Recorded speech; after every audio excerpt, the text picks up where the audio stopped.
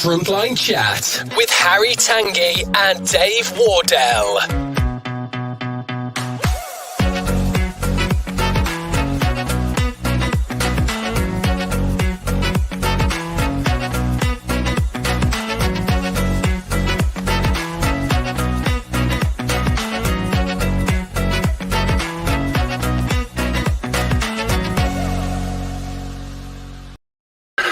Hello, hello, hello, hello.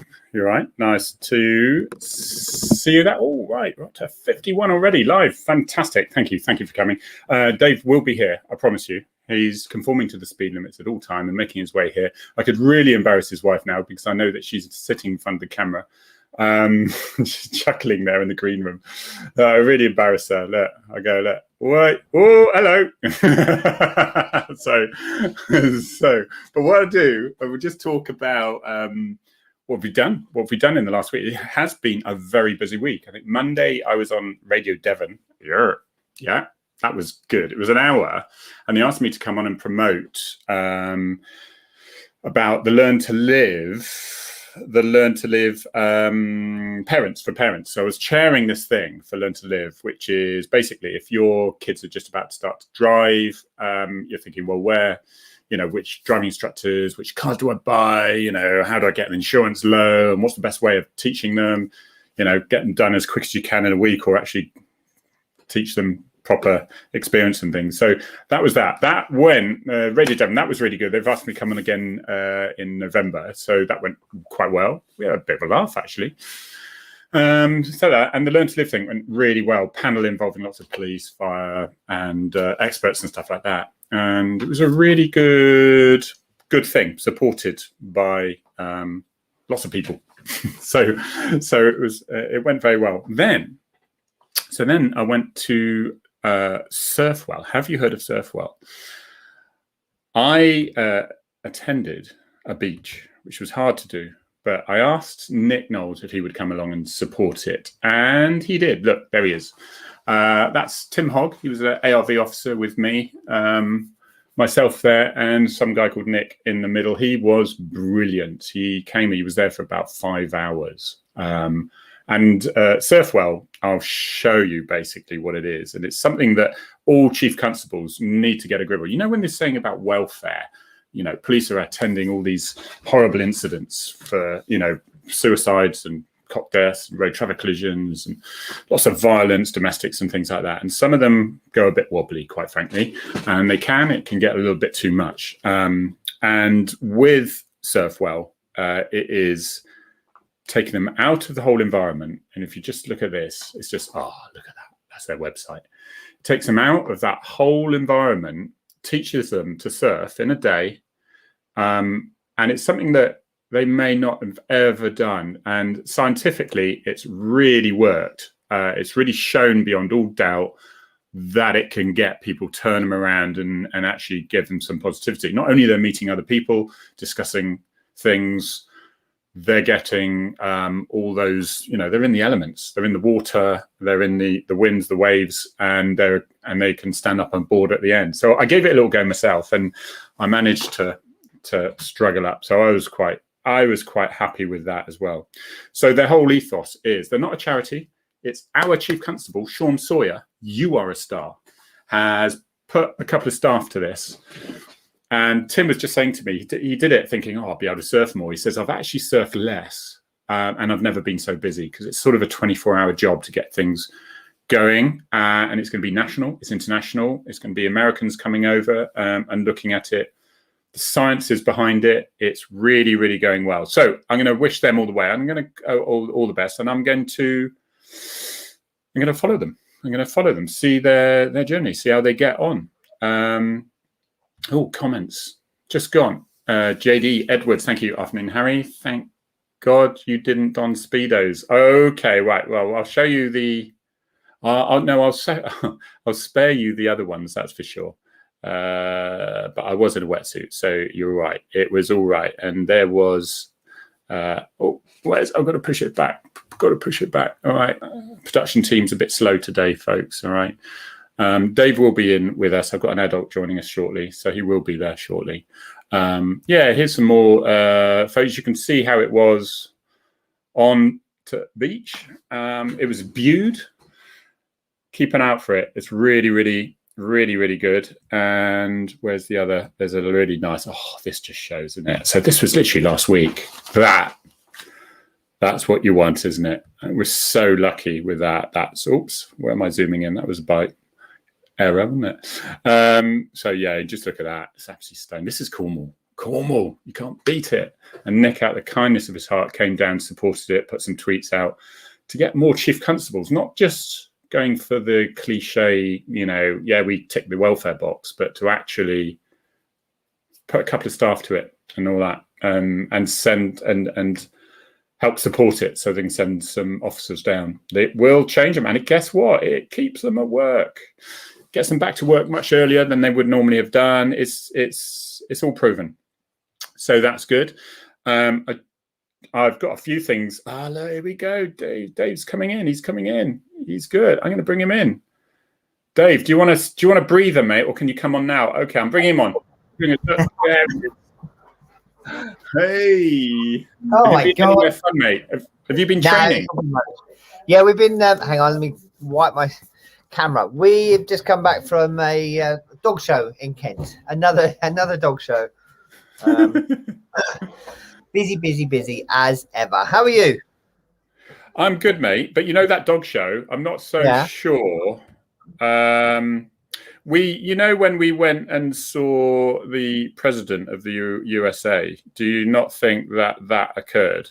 Because we need to keep it a little bit secret. But this was us giving him some certain advice, I thought. And then we came back. But he did have, until recently, he had 2 German Shepherds. He's got one now. The other one died, sadly. But, I've just given him some dog training tips, weren't we? Yeah, we were. And also, it wasn't all that. It's those vaccine things that you have to do were really tricky, but we managed it. Funny enough, we always strike the same pose, don't we? It's really important to, this was a bit of surf well, but this was in Hawaii or something. So we just, on the way back, it was nice. But I think the main the expert of Photoshop is not quite there up to standard. But and then this was another one which was pretty. Some would say this was particularly badly photoshopped, but there we are. Where are we? There we're at the. It was amazing. Harry and I, we said we were going to do a live, and it didn't quite happen. Harry and I were actually in the same room this week, weren't we, Harry? At the same time. And do you know what? We say we haven't got photographs of you and me together to use as material for this website and stuff for the YouTube. And we had a professional photographer there, and we didn't ask her to take a couple of photos. I know, rubbish. And she would have been over the moon to do that as well. Another busy week in the world of Harry and Dave. It has, mate. I've just been telling him about Surfwell, but we'll go in. We'll talk about. We've just done that though. Whilst you were turning up, what would you like to start with? Thin Blue Paw or Crime Watch? Oh, I reckon this goes Thin Blue Paw. Thin Blue Paw Awards were this week. Oh my goodness, they were absolutely just emotional. It was incredible. A room full of amazing people who are very dedicated to what they do. Oh. Yeah. Do you see there's little Finn in his tuxedo? I love that. Yeah. He's just a big teddy bear. The awards that we gave out were just, absolutely amazing. The people the dogs, and the people that got them were very deserving winners. One guy had literally come off the mountain, Snowdon, the day before and drove straight down to us, having raised over £4,500 for the Thin Blue Paw. He was an award winner. His dog's now retired, so Thin Blue Paw will be helping his dog. And I kid you not, he was tearing up when he was getting his award. I was tearing up as they were telling his story. I then helped him with all his stuff because there was loads of goodie bags and stuff. And we went outside together and both burst into tears and had a big hug. It was I think just a wonderful evening. Oh, fantastic, mate. What a great evening. And thank you so much for inviting me. It was just brilliant to go up there. Nearly forgot how to get out of the county of Devon and Cornwall because I was in Cornwall at that time, obviously. Weekdays, I'm in Cornwall. And it was just lovely to come up there, see you. And it was, what an evening it was. Those officers coming in to get their awards, and also their dogs, and some of them retired, and some of them a little bit, wobbly, and that was so sweet. It was lovely to see them, and we should have more of it. Shouldn't we? Yeah. You know what? It was a great evening. It's the first awards in this country that is just for police dogs. Normally, police dog awards are squeezed into another award ceremony, but this was just police dogs. It was absolutely wonderful, and to be in a room full of like-minded people. We had the most senior officers you can get in that room. We had the head of the PCCs for the country, and it was just so much love, wasn't there, for police dogs and what they do and how important they are for 21st century policing. So an amazing Mark Jones, isn't it, who's the lead of the PCCs. First of all, I mean, here's a chap. It's funny, isn't it? You go on Twitter and people here now, viewers will actually know where they've got to know people on Twitter, and then they finally meet them. And you think, it's going to be weird, isn't it? What's it going to be? Is it quite formal? But actually, it's quite the opposite. And then here's a chap who is on our FrontLine Chat, and his name is Festus, and he's PCC of Bedfordshire. Lovely guy. Love him to bits. And he was on our FrontLine Chat, and it was great because the first time I actually met him, it was like we'd been mates for ages. So really, really good. Here he is in our FrontLine Chat. I remember we'll just bring him on. Because were you not there or something, or did you get loads? Were you in on this one? It was just before Festus's election, wasn't it? So it was. Yeah. So we kept you to the side because it could have been a bit political. Yeah, that's right. But anyway, so it was great. It's just great to meet people, isn't it, that you haven't physically met, but very well as such. And Linny, I met Linny here. Yeah, you're right, Lynn. It was a fantastic evening, and it was wonderful to have you. Did you see that? There was one notable. I had to sit next to me. Yeah, he kept Harry in line all evening. Yeah. There was one notable absence, and that was obviously Mick Bland, who couldn't make it. He's recovering after an operation. All good though; it's all going well. But it would have been lovely to have Mick there. But we'll definitely have him there next year. But like you say, Harry, it's people you've met online. Like the Chief Constable of Derbyshire, Rachel Swan. I've spoken to Rachel loads of times, and she's a lovely, lovely person. Really pro dog, wonderful person to talk to, even if she wasn't, the boss. Yeah. And we finally met, and it was a lovely moment. She came and had a cuddle with Finn, and it was just a room full of, and there's some promising conversations came from. Some of the conversations that myself and the other charity members had with certain people in that room, but now we move on. We're very busy in the charity. We're moving on to a number of new projects we've managed to secure, and I think this is incredible, and it shows what. Yeah, listen to this, everyone. Listen to this. If I think I know what you're going to say.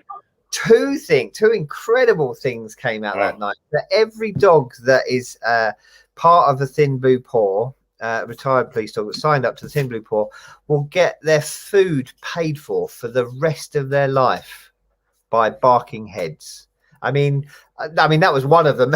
One of the many moments that I teared up. Every dog that signed up, a retired police dog that signed up with the Thin Blue Paw, will have their food paid for the rest of their life. And that's Barking Heads' way of saying thank you for your service. I mean, that's what we're about as a charity, and that's what our corporate partners are about. And the other amazing announcement was from our other corporate partner, Animal Friends, saying that they're busy working hard behind the scenes to make sure that insurance policies are available and are affordable for retired police dogs. That's the crucial thing, isn't it?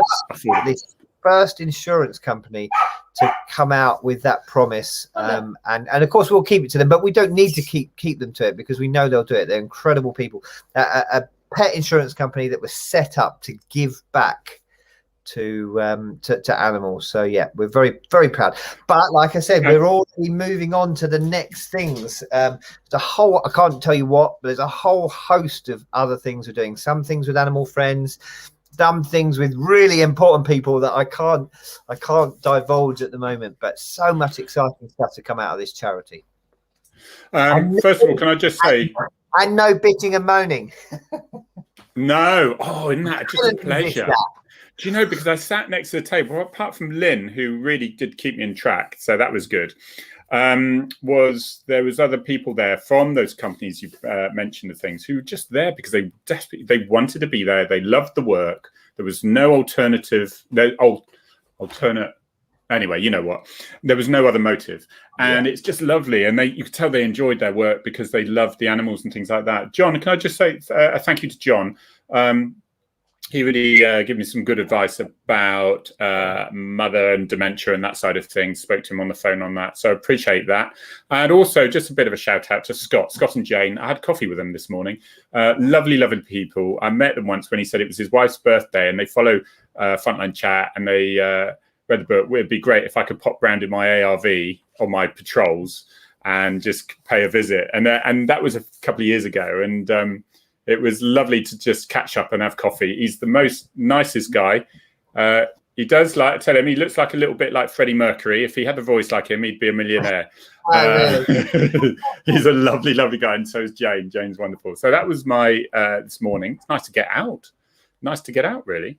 I bet it was, mate. You've been so busy, haven't you? And so under the cosh and doing your bit for your. Well, nothing compared to you. When I do your itinerary, mate, I literally am retired when I look at your itinerary, mate. Someone mentioned. Well, luckily I got away with this. Obviously, off the back of the Thin Blue Paw Awards, we had some incredible national coverage for what we did. And Gemma, bless her, she had to drive all the way to Cardiff on Thursday night with Finn, and to have a lovely 10-minute segment on Crime Watch Live on BBC. There we go, with Rav Wilding. If he's allowed to, we should have Rav on, because obviously he's I don't think he's serving at the moment, is he? No, I don't think so. No, I don't think he is. I think he did leave because it's one of those political things. I think he's left. He's a good chap. So it would be wonderful to have him on. He's very pro what we were doing. Both presenters are very excited to have Finn on the show. And of course, it gave us another opportunity to talk about Finn's law, service animals, not just dogs. Yeah. And the Thin Blue Paw Foundation. And then she had to drive all the way back again.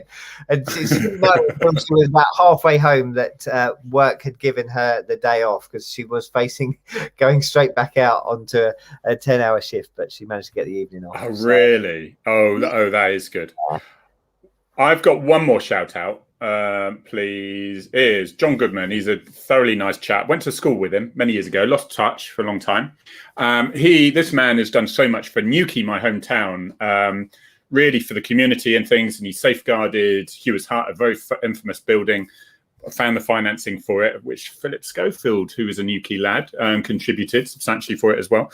But you can see with the Royal British Legion that he runs, he's absolutely, he's just turned it around, and he's really made it a great. It's just one of those community people. When I was there was called the Purple Angels. It's a national, even international group.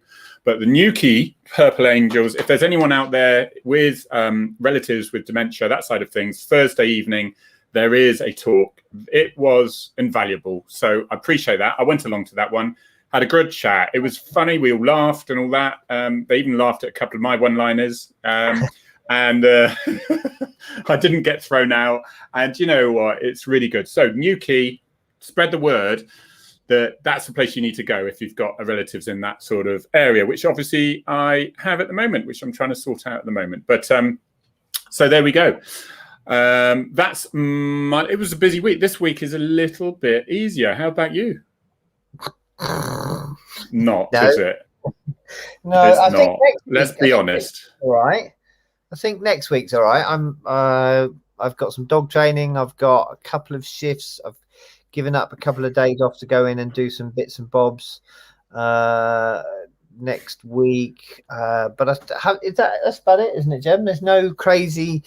We had an amazing spread in the Daily Mail talking about the charity. I don't think we've got any of that next week. But having said that, all these other new projects are all kicking off. So again, I can't wait to tell you. It's such exciting stuff. We've got some guests being lined up at the moment, haven't we, Harry? We're not going to tell you who, but one was a little bit more successful than me in Britain's Got Talent, and one is a pro police TV presenter. So once that's all lined up, we'll let you know who they are.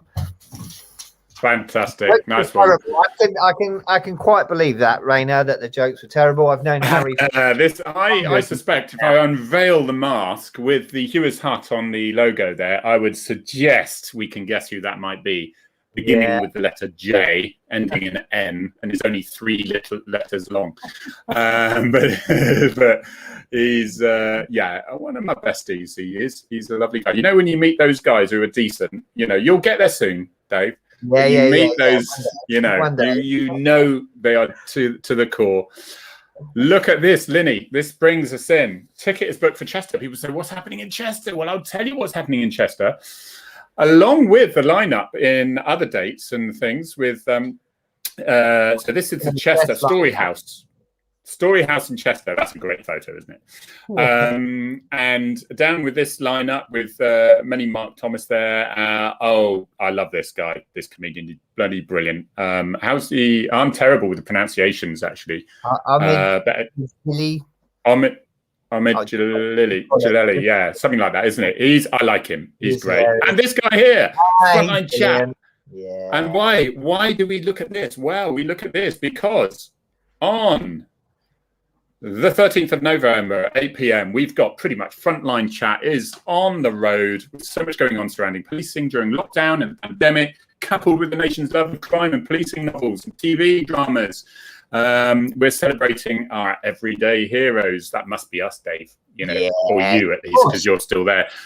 Join Britain's Got Talent finalist Dave Wardell, the UK's most famous twit. Oh my goodness me. Yeah, all for the wrong things. Harry Tangye and internationally recognised comedian Arthur Smith, who I love dearly, for an evening of talking cops and comedy. The evening will be hosted by actor Ian Polston Davies, another FrontLine Chat man. So join us, Chester, anywhere near Chester, or even if you're not, we're going to make it a laugh, aren't we? We're going to have a good one. And then there's to be an absolute hoot.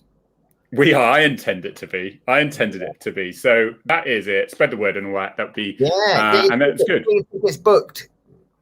And there are a few others coming up, aren't there, Dave? We'll let them know how it's going. I've got another one in March, haven't we? We've got one in March in Paynton, Palace Theatre. So what's this? Mick's into arguing now. Look, Mick Bland, you've just had an operation. He's into it already.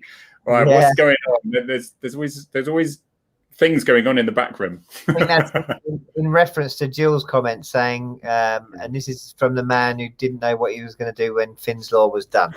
Yeah, exactly that. This is Dave. Dave is never going to have a quiet life, is he? He was. Yeah, Mick, I'm with you there. He was lying. It's all for the animals, and I think anybody who forgets that probably shouldn't be doing it. No, exactly. And this is what you say. And when you get the odd troll, and you do get the odd troll, Dave, it astounds me. I think I even get less than you. I really do. I'm a bit jealous. I am a bit jealous. This means I'm not, as the local paper says, controversial police officer Harry Tangye says. But Yeah, I mean, you always say, Harry, I just don't understand it, mate, because it's all about the animals. That's all it is. It's all about the animals. Oh, yeah. Look at this one. Oh, yeah. Rose, yes. We Yeah. could definitely do a frontline chat from Australia. I'm up for that, definitely. Rose is a regular here, and we love Rose dearly. And I have no idea. You're probably 4 a.m. for you, Rose, whatever. But and yeah, special question there from Stephanie Warren. How's Wonder? She's the one, and it's not a fish for everyone else. No, spelled wrong. She's the one you can hear yapping in the background. What she's trying to do. So she's a cheeky what's it. So she's a little bit obsessed with Hero, my police German Shepherd. Hero's in a separate part of the garden, and Wanda sits at the fence and calls her. Oh, that's what she used to do, but she's Hero worked out that there's no point coming out to have a look. It's just a little one being very excited. But Wanda, being a border collie, what she's worked out is if I bark, the humans come out and find out what's up, which then makes Hero come out. So she still achieves what she wants to achieve. So, yeah. They are clever, aren't they? They're ridiculous. They are clever. Yeah. Don't get a border collie unless you know what you're letting yourself in for. No, exactly. So, I mean, to me, the border collie is the one which is just a jack-in-a-box that never stops. And you have to be so brave. And yet Dave, who's got 19 dogs, 12 cats, and a budgerigar, and, I don't know how many children you've got. And, because they're the second importance level. And you decide to get a collie on top of that. Like it was too quiet. I know. I always say to people, get the first dog. The first dog you get is the hardest because you have to make all the changes in your life, and all subsequent dogs are much easier. It's a bit like kids. It's always the first child that's the hardest to have, and then all the others really. The second child kind of gets left to it a little bit, and the third one just gets thrown over the shoulder while you're running around doing everything for the other two. Yeah. So it's always the first dog that's the hardest, and then 6 dogs is definitely 6 high drive dogs, I might add, is manageable. Right. I had more space because we'd have a few more. I feel such an amateur with Arthur, And it's I can't even call myself a dog owner because Arthur just goes and makes the tea for me. He's so easy, really. I think John makes a very valid comment there. He says, "Don't get an ARV officer either. You're better off with a border collie, more intelligent." I think that's a great point, John. Well done. Oh, okay, Jojo. First of all, Jojo says border collie or Mallee. Well, that was a strange choice, isn't it? It's usually German Shepherd or Mallee, isn't it? Is what people say. Are you asking which one you should have? I think the honest answer to that is unless you're, and I'm not saying you're not, Joe, unless you're incredibly experienced with dogs, neither would be the answer to that. I've got a friend who's got a Mallee, but I don't know many people that have Mallees as pets. They're not. There are some calmer ones coming through breeding now, but they're still pretty full on. I mean, Wanda, she's from working stock. She's been out since 8 o'clock this morning. She's still young, so we're still being mindful of her stuff. She then walked back because I had the van. She then walked back from the training venue, which is a couple of miles away, and she's still full on. So the honest answer for that, border collie on Mallee, neither. Well, supposedly it's not really stopped, but COVID has stopped a little bit. I used to do a lot of Duke of Edinburgh Awards stuff, and so in Cumbria, I would go once a year, and it would be about March, April. So it was either burning sun or it was snow, blizzards. And I remember on the mountainside, you see the stone walls that divide all the sheep and these stone walls area, and they're literally stone walls are on gradients like this. I mean, it's just amazing. And yet this collie was going from the top of the mountains to the bottom, top of the mountain, bringing these sheep in.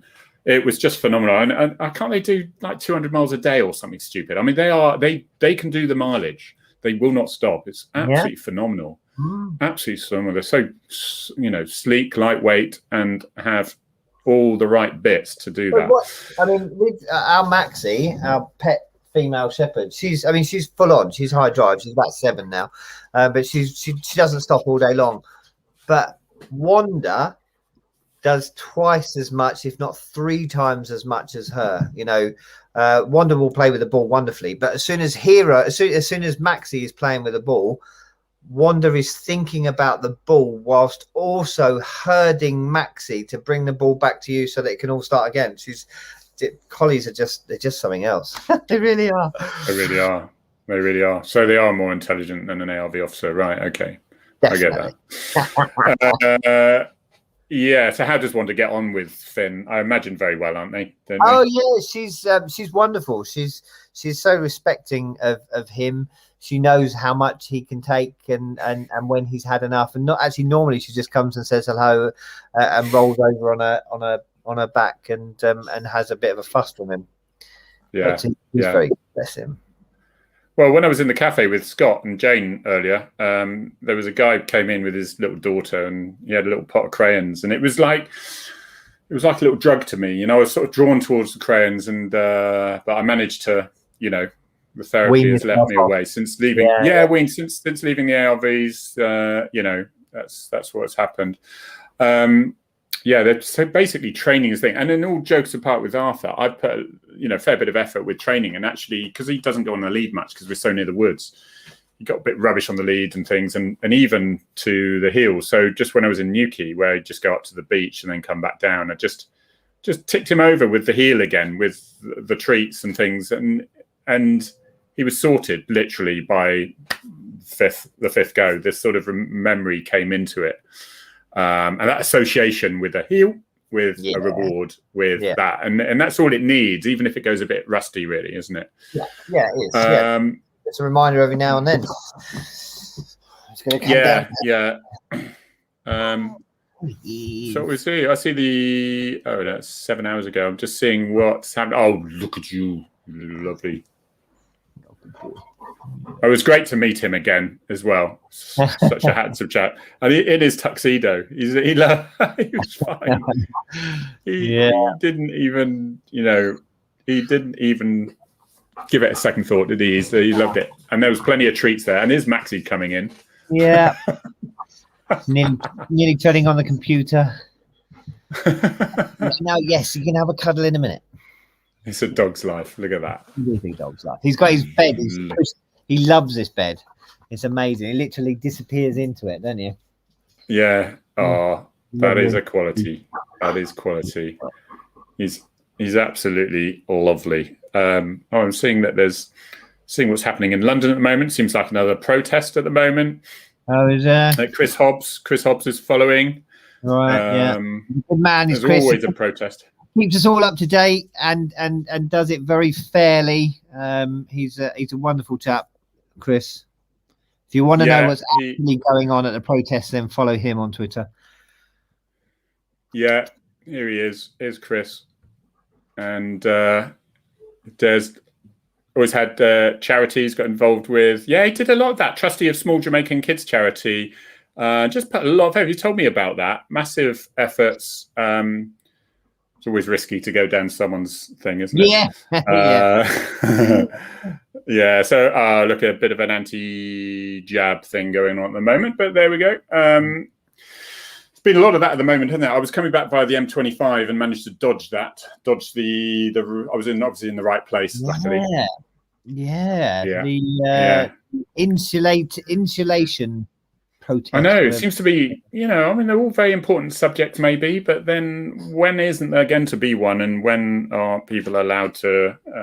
I think in this day and age, there needs to be a better system than the old, no communication, no computers, there would be a protest with placards, yeah? It used to take months to prepare, to get the word round. That's all right. There we go. Did the wrong one. I thought I'd got rid of him completely then. There he is. Then we could and it was have an hour of this, just an hour of Finn sleeping. And that's it. And we just now go to sleep. Just deep breaths. Breathe in. Feel your body relaxing. Right, yeah, it's working, Harry. Your voice is said. And then cats. No, it didn't. No. What's the video that was going around social media? It's when the guy goes through the shopping list and he says cocaine, and the dog goes, huh? Yeah, that's it. Yeah. He's got. Look at that. Absolutely, we're gonna have a load of people asleep at the desks at the moment. Yeah. See. Right. See. I'll leave you to Relaxing. it. You have your snooze. Sleepy Finn, so lovely. Sleep with Finn. Sleep with Finn. Yeah, we should. That's it. The Sleep with Finn app will be coming to a store near you soon. Yeah, great idea. We'd be millionaires, Harry. We could do frontline chat from our Barbados houses, couldn't we? Beachfront houses. Yeah, exactly. There was that. I think it's. We should definitely do that. A little bit more of that. I could get used to that. Really could. Yeah. I wouldn't be wearing a suit there, though. That's for sure. No. Well, remember this photograph? We just had the top part of a suit just to look as though we were doing something. Yeah. No, it's good. It's good. So, so what's the week ahead for you then? You got more dog training, and I know you did this thing called police work as well, don't you? Yeah. Yeah, now and then I do. Yeah. Again, my haters would say I don't. But yes, I've got a couple of days at work just sorting out some kits for the sniffy dogs, which have to be changed every now and then, but you have to do it all clinically. It takes forever to do because you have to be so careful. And some dog training tomorrow, some dog training on Monday. Oh, I don't know. What else have we got, Finn? Hopefully some swimming with Finn, or a BBC interview on Monday morning. Dog training. Sky TV for the bar. There we go. We haven't got Sky TV in here at the moment, which is ridiculous because it means I can't watch Formula One or MotoGP. So we're sorting that out. You got Sky for Formula One? Because I'm too tight. I'm just so scared of getting Sky. I had it years ago. So we're massive motorsport fans for people who don't know in this house. Jamie, the kids, bless them. I used to force them to watch it as soon as they were born. And it seems to have worked. I didn't want, because I knew, obviously I've got a house full of girls and I didn't really want to be, I wanted them to be interested in something I was interested in. And it seems to have worked. Make them watch the start of F1. And now Jamie's completely obsessed, my eldest. And we used to have a Formula One channel and we got rid of it, and she's insisted we get it back. Her knowledge on Formula One is a bit nerdy, actually. So yeah, we're getting that again. See, I've watched it for 30 years or whatever. We won't go on it too much because some people say, "Oh, it's just cars going round and round." But I love the management differences and things. And it's looking really good at the moment. I'm for Verstappen at the moment. I must admit, I'd like a bit stir it up a bit. But I'm a little bit worried if I get Sky, I'll just watch every second of it and won't do anything the whole weekend every time. So that's what I'm worried about. And my son did get into it, but then there was a period where you needed to have a little bit more knowledge to get through it, and he sort of drifted away, unfortunately. But hey, before we forget, I just wanted to mention this Comms Hero Week 2021. It is a pay thing, but if you're in the comms side of things, you know who someone is. And it's not just police comms; it's all the comms and businesses. This is a week of the experts coming in, talking about it and things. And during that time, we've got on Tuesday, the 28th of September. I'm there with Nick Knowles, a certain Northampton Chief Constable, as well, is coming along, Mr. Adley, and we are. So there we go. We've got Sophia Khan. We've got there's a panel there that is going to be, and Tom Gaymore, who's the BT Sports, who's really pro police. I said Nick Knowles, both pro police, and just discussing the Twitter comms and how we stay out of trouble, or how we may have got into trouble, because it's trouble. Avoid some of the mines and some of the tripwires, but that's Comms Hero coming up. That is this month. So have a look at that and sign on to it and see if there's like masses of hours. It's a big thing. It's a big thing if you're in that line of business. Right. What have we got? Who have we got saying stuff? We've got Ian, who said he's falling asleep in the car in the lay-by since your app with Finn. You are getting a little bit of stick for going for Verstappen. I know he doesn't. Well, he's got his haters as well. I know. I like Hamilton. He was born in Stevenage, which is just a few miles away. We used to live there. I've met his dad a couple of times. I've met his brother a couple of times. I know he does have his haters, but I do like Lando Norris. I think he's great, and obviously George Russell, who's moving over to Mercedes next year. I do like the new and up and coming guys. One of my favourite guys from Formula One is Sebastian Vettel. I think he's such a lovely guy, always trying to make people smile. There's too many miserable buggers in this world, and he's always trying to make people smile. And I like it when Vettel and Ricardo, we promise we'll move on in a minute, if you know, basically, it's all about characters, and it's all about, so they were the senior guys, they move into a team and they're really doing rubbish. And it's because cars act in a different way. It's not the way they act, it's not their preferred setup and things like this, how it's designed. And it's mind over matter. It's like with anything in life, it's mind over matter. Is that each race they were being whipped and they thought, have I lost it? Have I lost it? And they're slowly coming back. It's really good. And don't get me wrong with Hamilton. I think his family are great for what they've achieved and things. And but I just being a little bit naughty where I want it to mix up a little bit now. I'm all for that, definitely. I say the new guys coming through are fantastic. If Ferrari could get their act together consistently, they'd be very good too. Just someone mentioned Michael Schumacher. Actually, there's a wonderful documentary that's just come out on Netflix called. Is that? It's either called Michael or it's called Schumacher. I think it's called Schumacher. Definitely worth a watch. Watch that. Talking to it's on Netflix now, is it? Yeah, talking to his wife and kids. You don't get to see Michael. They're still keeping him very. No. So they actually say how he's getting on and things, or not? Because they're being very secretive. They are being very secretive. But they're saying they're just following his wishes because he was always very private when it came to his family. But it's a fascinating documentary and definitely worth a watch. Yeah. I mean, there are. So, there's some comments in the thing that I sort of can agree. I mean, some people can get into subjects they don't quite understand, and that's where things fall apart a little bit. But I'm going to watch that. But Bertie Bassett does make make quite a valid point. I definitely get that point. He was pretty poor at one point. His dad worked several jobs to make sure Lewis could get to where he got, and the rest of it was down to Lewis and his talent. But I do get that argument, Bertie. I really do. But hey, Dave, can you imagine, right? But this is the whole thing, and it's not just Formula One; it's everything. And it's if you are, and this is why I respect people like Nick Knowles, like Tom Gaymore, and that side of things, and Nick Hadley and people like that who are in the press all the time and they're making comments, split decision.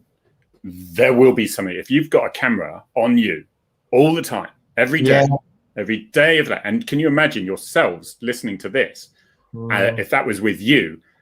You could, if they Googled you, they could pick up some pretty and draw a picture that they wanted to describe with you when you were tired, when you were ratty, when you said something that you didn't quite understand, but you assumed something and it wasn't quite right. So all those things are then picked out and they could really, and it's just such a minefield. And that's why that comms hero thing is quite useful for the professionals, that side of things.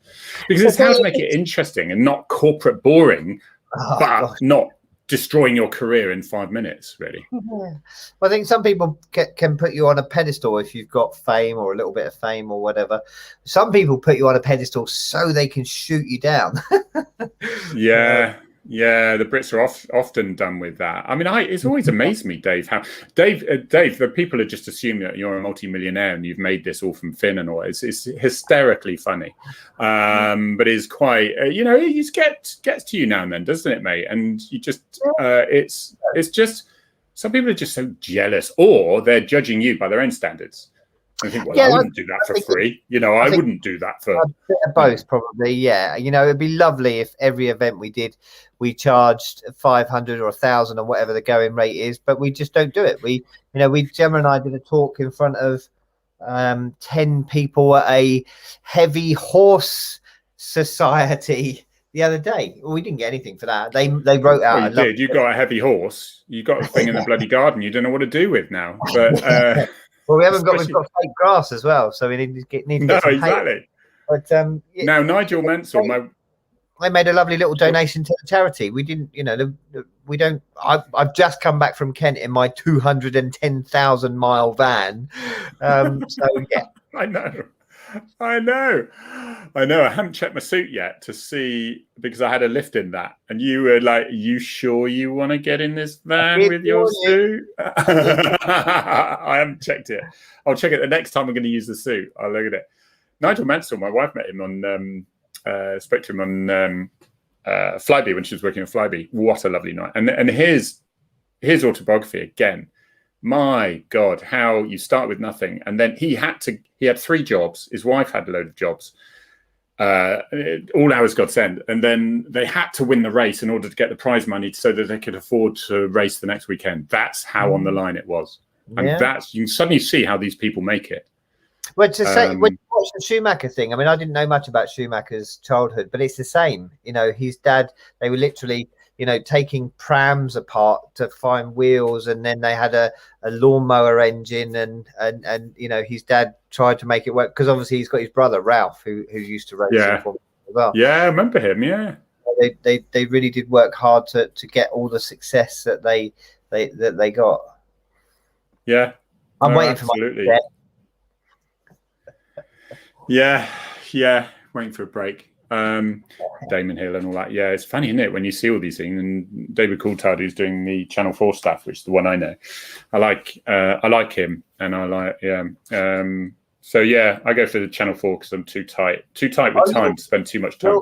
You'll love Schumacher. Watch it this afternoon. You'll love it. I will. I love the old history and the old races, and Damon Hill features a lot, and David Coulthard and others. It's a great. You'll be like, oh God, yes, I remember watching them. Yeah, I remember watching him. Yeah. And these people who are the top, they do tend to put their elbows out a little bit, and they're not angels. So otherwise, they wouldn't have made it. But Nigel Mansell was special for several years. Yeah, in DNC, he was. Right. And people thought, oh, give him a car, he won't lose a pursuit. But a lot of these people are not, because it's not. No cars coming the opposite direction and things. So some of them would be, and it was. I learned James Hunt. Absolutely, he always had. It was when I was on Radio Devon with Michael Checker and Fitz. Good bunch. If you're around that, or just just watch their show in the morning. It's really entertaining, really fun. But he was saying that James Hunt absolutely loathed driving in public, and he says, "Well, what do you mean? You're a Formula One driver?" He says, "You're world champion." He says, "Yeah, I know, but we don't get cars driving towards us on the racetrack, And he had like an Austin bloody van or something, and he was so really mediocre cars. Of course, the money wasn't in it so much then either, was it? Absolutely. Yeah, Gabby's sons watched it. We're going to watch that. Okay. Definitely worth. That's one of my recommendations. There's a story there, John. I had the pleasure of watching Coulthard ground a Merc in a farmer's field at his sister's wedding. Lovely. That's the trouble. Yeah. He took it in good spirits. Yeah, he would do. You can imagine. But why has it got to Formula One all of a sudden? There seems to be a lot of Formula One fans. Yeah. Yeah, and the viewers are still there, so we can't be boring them too much. I suppose I like the Formula One because it's a bit like football managers. I'm not massively into football, but I'm not really at all. But I enjoy watching a good match, and the people that everyone knows, like Ronaldo, and I believe he's joined Manchester United again, which is quite good fun when they show it on TV. But it's that management style is just so different from team to team. The same with Formula One. It's the politics that goes on with it. Is the interesting stuff. It's not just the race. Like, it goes round and round. Well, what's football? You just play football for 90 minutes. Well, the ball goes from one side to the other, and then you might get a draw. What's that about? And that might be the same. You could say cricket, 5 days and no one wins. What's that about? But it's not, is it? It's all the little bits. It is, yeah. It's how it's put together. I mean, for Formula One, it's so technical. There's some of the most incredible minds in the world work in Formula One. It's any motorsport like that. It's amazing. And it's my hybrid. My hybrid is down to Formula One. I'm sure of it. It's why it still works. It doesn't break down. Oh, McLaren. Who was the celeb, Jojo? Yeah, another good motorsport to watch is MotoGP. I don't ride motorbikes because I'd probably kill myself or I'd be dead by now. But the racing in MotoGP is just how they get those things out of those bikes is incredible. Real driving is. You're right, John. Harry's always got a saying about dog handlers, haven't you? They normally give us the worst cars, and yet we still manage to get to the job before firearms in their big V8s and V6s with their big wallaby armchair seats. You're absolutely right, John. Real driving is doing a blue light run in a Ford Connect dog van. We had Astra vans. They were quite good, actually. You could, once you learned the balance of the individual vans, they were pretty good. Well, I've got one of these, and I'll be riding it tomorrow around Devon on a thing. So that all I know, it goes very quickly up to 70 miles an hour, and from then on, I don't know what it does. Yeah, there is no dial after 70, is there, on that one? No, well, we would never go over 70 on that one. So, but that was things. And yeah, I dealt with quite a few fatal road traffic, fatal bike deaths. But I got to say, if it wasn't the great majority of them not planning or riding defensively, then I wouldn't be riding. I'm not stupid, But I tended to find, well, they were usually knee down, got it on a white line in the wet, and it went, or they would knee down round a bend. There's a tractor, that sort of thing. Just going too fast with circumstances, and you do get a few adrenaline moments where you get a pang of adrenaline when someone comes out, but you're thinking, have they seen me? You're looking for their eyes. Have they looked at me? No, they're looking past me, and you're slowing, and then they come out in front of you. Yeah. But it's the nearest thing to flying, I think, a motorbike. It's like round the roads, and to be honest, when you get those roads around Devon and Cornwall in a sunny day with blue sky, you think you're whipping along, you look down, you're actually still doing 60 mile an hour. That's what the bends allow. Yeah. But you still got to get the corners right and looking ahead. So I do like that. Dawn, just so you know, in the ARVs, they actually spec up bigger mirrors, internal mirrors. So, on the visors that come down, they ask for bigger mirrors with better lighting so that they can do their oiling and their hair and make sure that their aviators sit nicely. So that's just a little bit of background information for you for their cars. Bigger vanity mirror. Somebody can write in if I had nits or something. Okay. Yeah. Oh, dear. Just bring it on, everyone. Bring it on. Country Roads to Padstow. Yeah, I went to Boscastle. We had a nice little coffee there and whipped round. And there's this guy there who he walks with a stick, and he's limping like mad. And he gets onto this bike, and he's just a different person altogether. It's that freedom, isn't it? But I give it a very healthy respect, I must admit. And that's what the circuit, the South Wales, when I did the bike, I think I've caught dementia now. The track day, that's right. And it's that taught me so much, even though I'd been riding for 30 years or so, really taught me to experiment with the bike, nothing coming my direction, no curbs to hit, no trees. But it was absolutely wow, I think if a police officer had stopped me and seen my back tire when I got back, loads of grip. But what it does, it furs the rubber on the edges where you right on the edge. But when I came out, I had no will to do that on a public road because I know I probably wouldn't have made it back to Torquay. You only got to get it wrong once. That's the thing on a public road. But it does give you... Pretty unforgiving. Going on a track day. Yeah, but going on a track day, it makes you know that if something does happen, I know what the bike can do if I go, way, and I have to avoid it, Gives you that confidence. You've got the runoff as well. If something does go very, very wrong, you have got the runoff and the gravel pits. You don't have. And, but someone mentioned the TT earlier. I do watch the TT. I'm like that. I don't. I'm like that. See how they ride on the TT. I mean, you've got to take your hat off to them. They're just incredible. What an incredible circuit, street circuit, obviously. Mountain circuit, mountain section. What an incredible that. It's just an amazing thing to watch. Giddy aunt. Absolutely just a joke. No, I can't do that. to do that racing, and when you see the videos of people when they're actually on there from the houses, it's just that's a stream. There you go. Look at that. I don't know.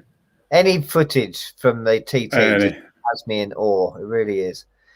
It's just So this for anyone who doesn't know, the TT is Isle Man, and they shut all the roads. But when you look, there's people on the side of the roads, and it's just and they're wanging along. It's just you think the one mistake, and of course there are several deaths, aren't there? It's almost every year they have a death, don't they?